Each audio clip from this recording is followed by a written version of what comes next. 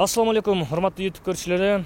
2020 жыл 1-апрель бүгүнкү күнүбүздө Ош шаарыбызда абал кандай, ошону сиздер менен биргеликте саресеп салып көрмөкчүбүз. Буга чейин өзгөчө кырдаалдар абалы киргизилген соң, ээн эркин басып жүргөндөр, тартип бузгандар аябай көп болуп атат деп жалган маалымат тараткандар чыккан. Азыркы учурда Ош шаарыбызда абал кандай, сиздер менен биргеликте саресеп салып көрмөкчүбүз. Кеттик анда. Азыркы учурда биз мына ушул Ош шаарыбыздын чыга бериш жеринде, аркадан чыккан жерде турабыз. Бул жерден Оштон чыгып, Жалал Абадка, Бишкекке, Каракулжага, Алайга кетүүчү жол. Азыркы учурда бул жерге да блокпост коюлуп, катуу кайтарууга алынган. Өздөрүнүн тастоочу документтери менен гана, жүйөлүү себептер менен гана өткөрүп жаткан учуру азыркы учурда катуу көзөмөлдө турат.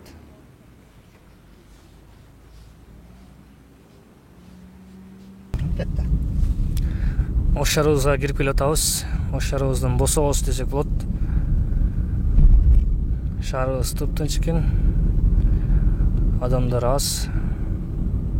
Машинанын кыймылы дагы дээрлик жок. Мындай кылып тез жардамдар дагы өзүнүн жардамдарын берип жаткан кези учурдан пайдаланып бул медицина кызматкерлерине жана ошондой эле өзгөчө кырдаалдар министрлигине адам болуп атат. 1650 тыгындар да. Булар кече Фуркаттан сатып алынган. Бир кап 1650ден, Бул Казакстан биринчиси. Доллар көтөрүп ошончодон өткөн ундар экен. Буга чейин бул ундар канчадан сатылчу? 1650ден мурунку эле баасы. Мурунку эле баасында сатып алат, 1650ден алтын адам. Адыр фирмадан барчадан сурап көргүлө. Ушундай. Тулпар ундарды 1600дөн деле сатып атышат. Фрунзеде 2000 сомдон сатат ундарды. Азыр сиздерде бир эле ушул Казакстан биринчи эле сатып алат. Кетишке эле сатып койдук мындай эле элге депчи. Түгөн кетишке эле. Рахмат сиздерге да ушундай кырдаалда элибизге жардам берип атканыңыздарга. Ассаламу алейкум. Бул картошкалар канчадан болуп атат? Картошкалар майдалары 20дан. Майдалар 20дан. Майдалар булар болсо 35ке чыгып кетти. 35ке чыгып кеттиби? Өзү башта канчадан сатылчу? Булар 20дан, 25тен, анан өзүбүз биз 31ден сатып алдык булар. 35 сатып атабыз. Сабиздер канчадан? Сабиздар 20дан. 20дан. Баштагы баасычы? Баштагы баасы деле 20 булар. Бул эч кандай көтөрүлгөн жок. Мынакей урматтуу Ош шаарынын тургундары, азыркы учурда эч кандай бул картошка сабиздерге баанын көтөрүлгөнү байкалбаптыр. Неге дегенде картошкага болгону 5 сом, 10 сом кошулуп турат, эми сабиздер өзүнүн баасында сатылып жаткан учуру. Эч ким кыжаат болбоңуздар, анткени Ош шаарыбызда жана ошондой эле Кыргызстаныбызда азык-түлүктүн керектүү запастары дайында турушат. Эч кимиздер эч качан кыжаат болбоңуздар. Зайна Бинова кругойдун жанындагы азык-түлүк саткан магазиндерге келдик. Саламатсыздарбы? Азык-түлүктүн баалары көтөрүлгөн жокпу сиздерде? Жок, Мурдагы эле бойдон, Рахмат. Күрүчтөрдүн баасы мурдагы эле сенада экен. 70 сомдон.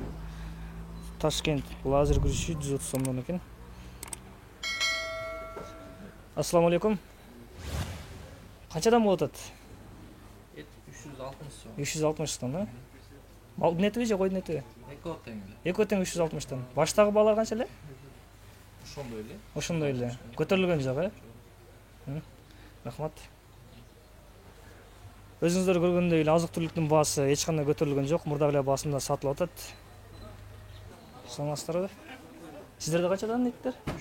350 сомдон, Койдукпу же малдыкпы? Сиздерде 350ден экен, бул жакта 360тан экен. Разницасы кандай болуп калат ошондо? 350 сом сатып атабыз. 350ден сатып атасыздар, Мурдагы баасы деле ошондой болчу? Мурда жок, 360. Мурда 360. Сиздер наоборот элге жардам катары 10 сом түшүп койдуңар. Күн мындай эс алуусу эле иштеп атасыздарбы же? Эс албайбыз, Эс албайлы, Элибизге ушундай камсыздап бергениңиздерге сиздерге терең ыраазычылык айтабыз. Ийгилик каалайбыз. Рахмат. Күнүмдүк тиричиликке керектүү жер-жемиштердин баалары мынакей.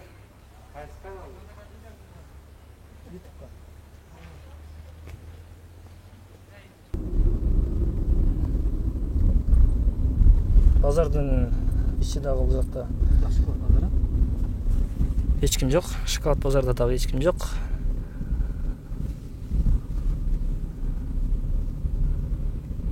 Болгону кээ бирки мындай азык-түлүк саткан магазиндерибиз гана иштеп атат.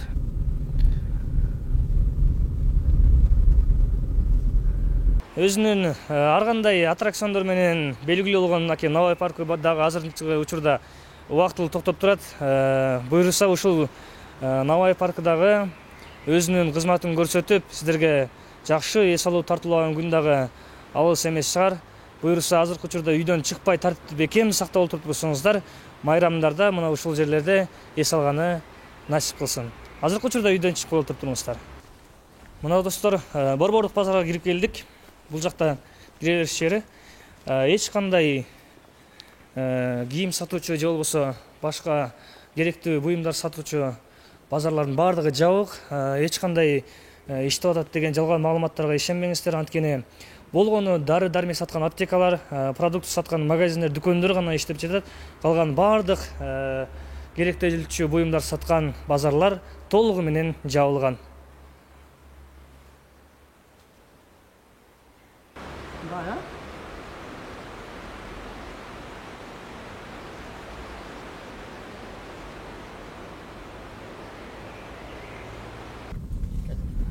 Борбордук базардан чыгып, келечек базар тарапты көздөй жол алдык. Жылдарды өзүңүздөр көргөндөй эле эч ким жок. Шаарыбыз тып-тынч. Учурдан пайдаланып сиздерге дагы терең ыраазычылык айтып кетебиз. Анткени ушул мамлекетибиздин сөзүнүн эки кылбастан үйүңүздөрдө сабырдуулук менен олтуруп бергениңиздерге терең ыраазычылык айтабыз. Азыркы учурда биз Ошкер районунда турабыз. Өзүңүздөр көргөндөй бул тарапта дагы блокпосттор коюлган. Бул жака келем деп эч ким келбеңиздер, анткени бул жактан дагы эч жака чыгарбайт, кое бербейт. Ошондуктан барыңыздарды үйүңүздөрдө олтурууну суранабыз. Бул жакта ар кандай мебелдер жасалчу, килемдер, үй жасалгаларына керектүү буюмдар сатылчу. Булар дагы толугу менен жабылган. Эч бири чыкпастан тартип сактап үйлөрүндө отурган кез экен.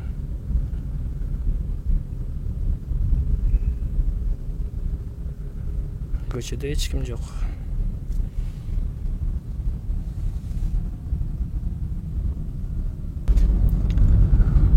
Ошский районунан Зайнап тарапка дагы жол алганда машинелер аз, көчөдө адамдар жок.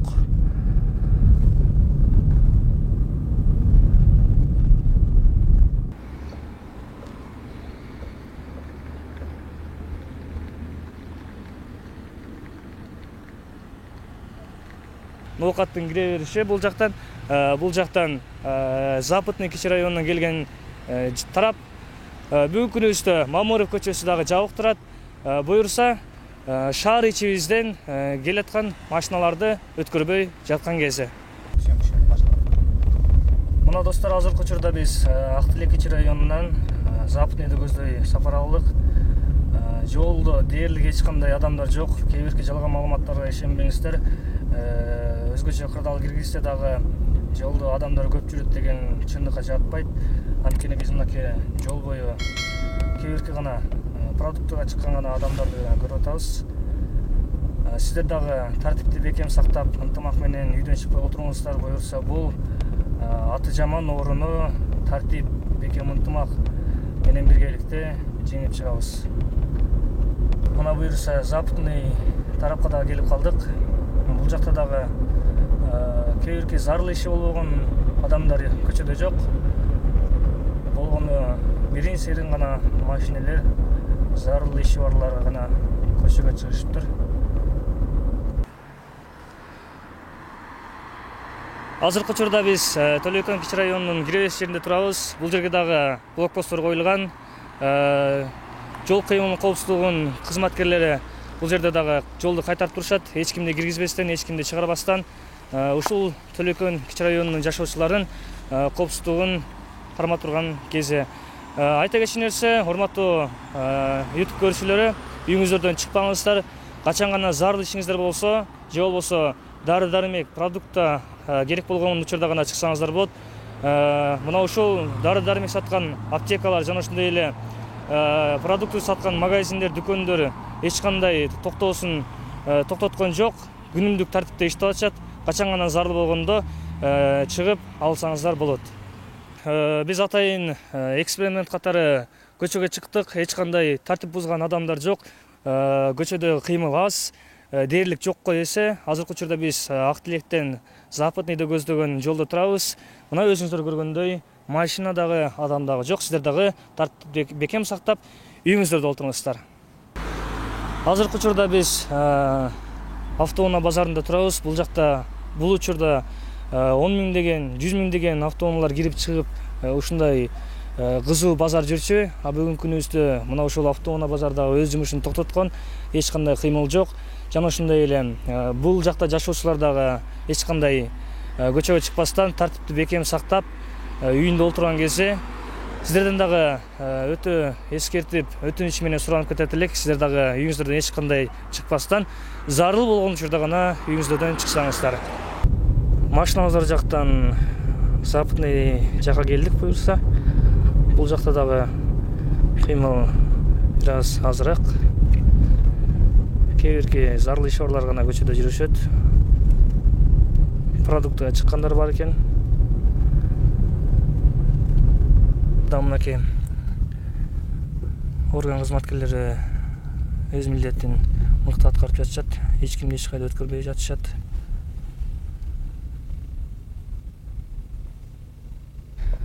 Бул жерде Черемушкага бурулган жерде дагы блокпосттор коюлган. Эч кимди киргизбей, эч кимди чыгарбай жатышат. Сулаймантоо. Бул тарапта Сулаймантоо мынакей көркүнө келип калган кез экен. Жап-жашыл, таптаза аба. Мына ушундай автоунаалар жүрбөй калса, завод, фабрикалар иштебей калса, чындыгында табиятка дагы пайда экен. Эмнеге дегенде аба аябай эле тазарыптыр буюрса.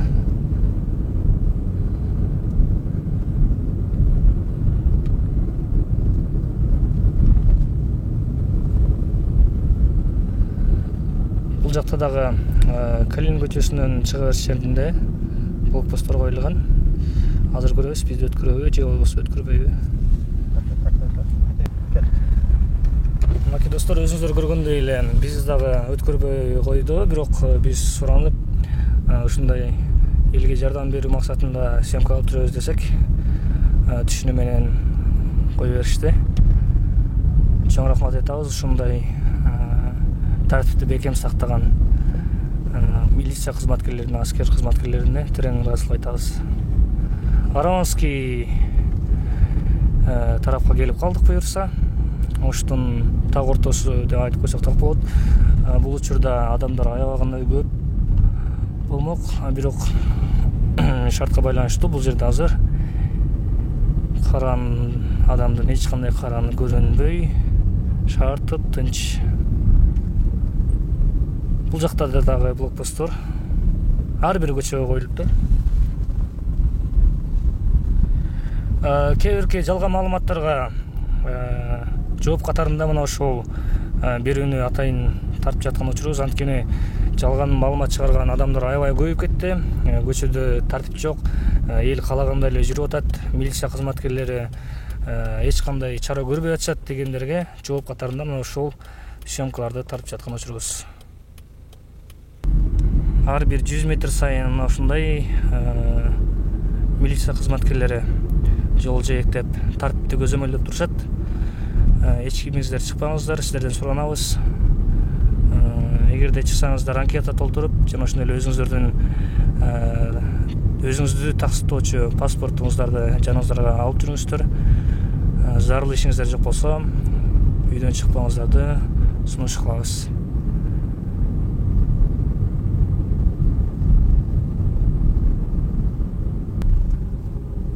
Домута тараптан Горбаня жака келаткан жакта дагы блокпосттор коюлган. Бул жакта дагы тыкыр көзөмөлдөп өткөрүп атат. Мына бизди дагы токтотса керек. Грен заводко двухсторонний жолдо кетип атабыз азыркы учурда.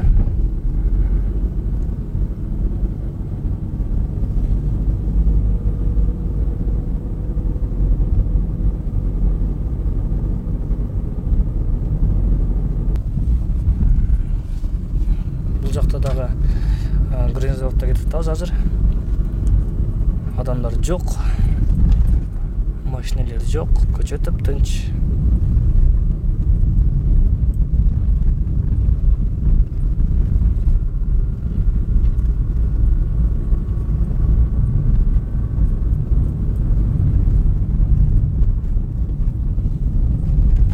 Юго-востокту көздөй сапар алдык. Бул тарапта алгандай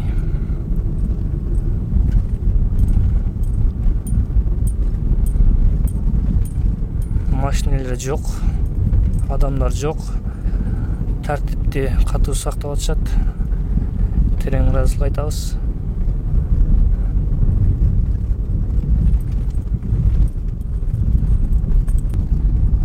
Юго-востокто дагы тынч, бардыгы жакшы.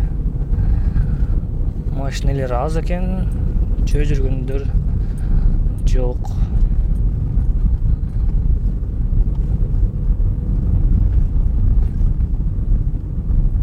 Юго-востокко келдик. Бул тарапта азыр Экинин Конешкасына бурулган жерде дагы блокпост коюлган. Өзүнүн жергиликтүү жашоочулар дагы биргеликте жардам берип, жолду көзөмөлгө алышкан. Мынакей азыр эле күндү күндөбестен, түндү түндөбестен 24 саат кызматын көрсөтүп жаткан аптекага кирип көрдүк. Аптекаларда маскалардын баардыгы жетиштүү экен. Жөнөкөй маскалар 10 сомдон, ал эми марлиден жасалган маскалар 18ден сатылып атыптыр. Баардык каражаттар жетиштүү экен. Антисептиктерден алып, ар 2 саат сайын колуңуздарды жууп, маскалардагы ар 2 саат сайын алмаштырып, тазалыкты сактасаңыздар буюрса, баардыгы жакшы болот.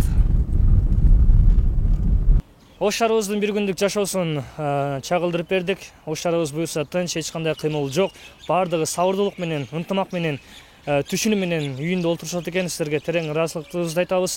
Айта кетчү нерсе ушул оор кырдаалда үйлөрүнө жумалап, айлап барбай жүргөн медицина кызматкерлерине, ички иштер министрлигине жана ошондой өзгөчө кырдаалдар министрлигине деги эле ушундай оор кырдаалда өздөрүнүн жардамын аябаган ыктыярчыларга учурдан пайдаланып ыраазычылыгыбызды айта кетебиз. Жаратканым силерге ден соолук берсин, үй бүлөлүк бакыт берсин. Айта кетчү нерсе ушундай учурда кээ бирки муктаж адамдарга жардамын аябаймын деген колунда бар инсандар болсо жардам берсеңиздер, биз буюрса өз дарегине жеткиргени даярбыз. Өзүмдүн номеримди жана ошондой эле Instagram баракчамды сиздерге калтыраймын. Ошол жактан байланышсаңыздар болот. Элибизде ар дайым тынччылык болсун, асманыбыз ачык болсун. Мындай жаман кырдаалдан буюрса биримдик менен чыгалы. Сейит Production YouTube каналына катталыңыздар, лайк басыңыздар, комментарий калтырыңыздар.